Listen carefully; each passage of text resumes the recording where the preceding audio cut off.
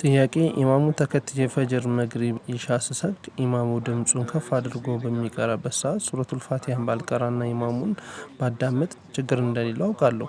ነገር ግን ፋቲሃን መቅራት ብፈልግ መቼ ነው መቅራት የምችለው?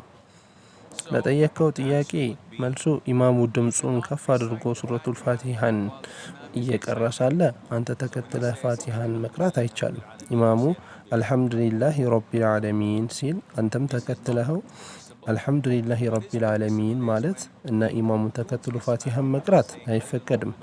የሚፈቀደው ኢማሙ ገይሪል መግዱቢ ዐለይሂም ወለዷሊን አሚን ሲል አንተም አብረኸው አሚን ትላለህ። ከዛ ኢማሙ ሌላ ሱራ መቅራት ሲጀምር አንተ ፋቲሃን መቅራት መጀመር ትችላለህ። እንደ ትክክለኛው የዑለሞች ውሳኔ ኢማሙ ድምጹን ከፍ አድርጎ በሚሰግድበት ሰላቶች ላይ አንተ ፋቲሃን ጭራሹኑ ባትቀራ እና ኢማሙን ብታዳምጥ ምንም ችግር የለውም።